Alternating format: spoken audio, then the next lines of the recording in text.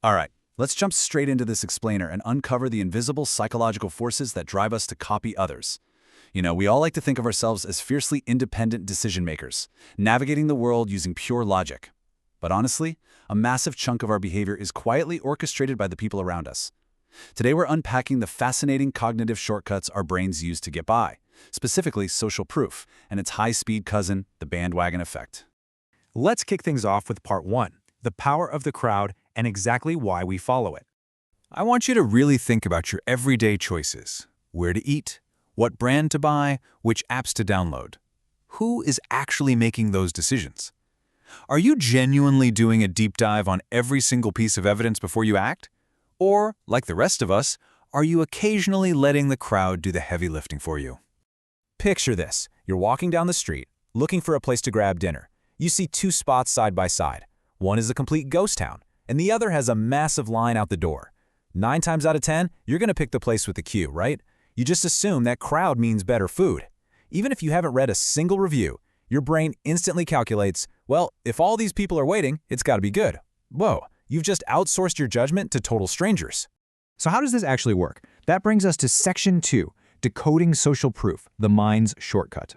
What we just talked about is a classic psychological pattern called social proof. It's basically treating the simple fact that many others are doing it as hardcore evidence that a behavior is correct. And it's a heuristic, a rapid, automatic cognitive bias. It's an evolutionary mental shortcut that can completely bulldoze right over our slower, logical reasoning. We'll hop on trends, even when the actual evidence backing them up is practically non-existent, simply because the crowd is doing it. There are essentially 2 distinct gears turning in our heads to make social proof work. First up is informational social influence. This kicks in when things are ambiguous. We just assume the crowd knows something we don't, making it a pretty rational shortcut to just copy them. The second gear is normative social influence. This one is all about social survival. We conform because we want to avoid friction or getting rejected by the group.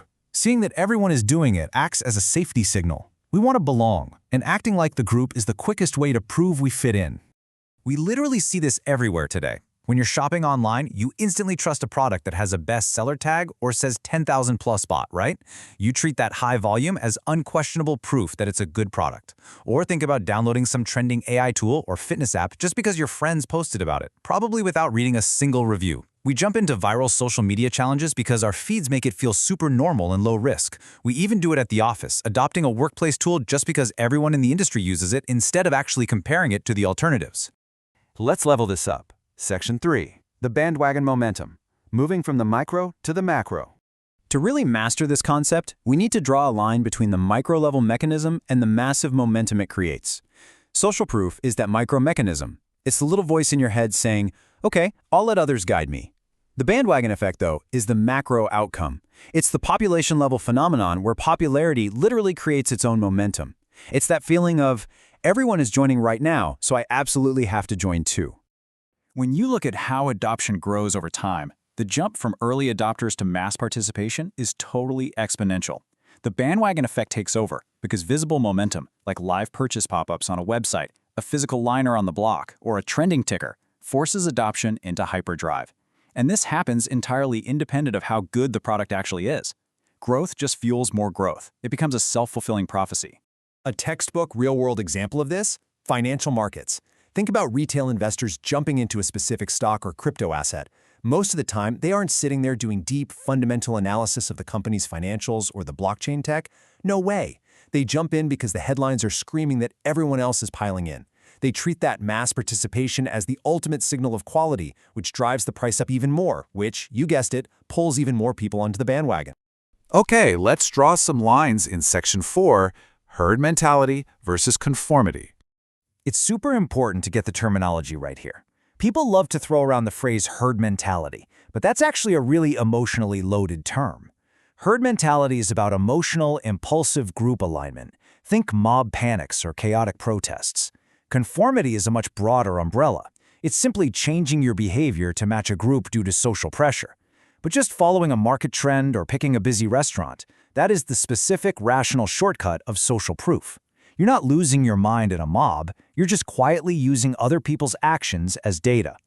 And that brings us to the core condition for all of this, Psychologists agree that the absolute true fuel for social proof is uncertainty.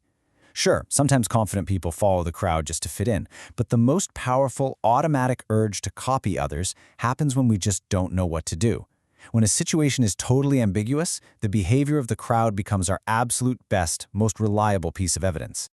But what happens when the rules break down? Let's get into Section 5, the snob effect exception. So we firmly established that popularity breeds popularity. But what happens when something gets a little too popular? Are there everyday situations where people do the exact opposite and actively run away from something precisely because everyone else is doing it? Enter the snob effect. This is when people avoid things specifically because everyone is doing it, entirely to signal their uniqueness or status. For certain crowds, mass adoption actually ruins the appeal. Think about an incredibly exclusive designer handbag. Once you start seeing it on the arms of 3 different people waiting for the bus, the magic is completely gone. Suddenly, the ultra-wealthy are scrambling to find the next obscure brand that nobody else can even pronounce yet. It's a complete reversal. In mass markets, the bandwagon effect rules. High adoption increases trust and perceived value. But in exclusivity-driven niches, the snob effect takes over. Mass adoption actually destroys the value. People actively avoid the popular thing to protect their unique status. It's this wild psychological tug-of-war between wanting to blend in for safety and wanting to stand out for status. All right, let's wrap this explainer up with a quick summary. First, social proof is our brain's informational shortcut relying on the crowd. Second, uncertainty is the main spark that ignites it. Third, when that scales up, the bandwagon effect creates massive self-sustaining market momentum. And lastly, the snob effect is our big exception, showing us that in niche circles, exclusivity completely overrules popularity. Understanding these psychological quirks really gives you a sort of superpower. It lets you step back and actually see the invisible currents pulling at your own choices. So I'll leave you with this thought to chew on. The next time you see a shiny bestseller badge online or find yourself getting in a massive line out the door, take a quick pause. Are you deciding, or is the crowd deciding for you? Thanks for joining me on this explainer, and keep questioning the choices you make every single day.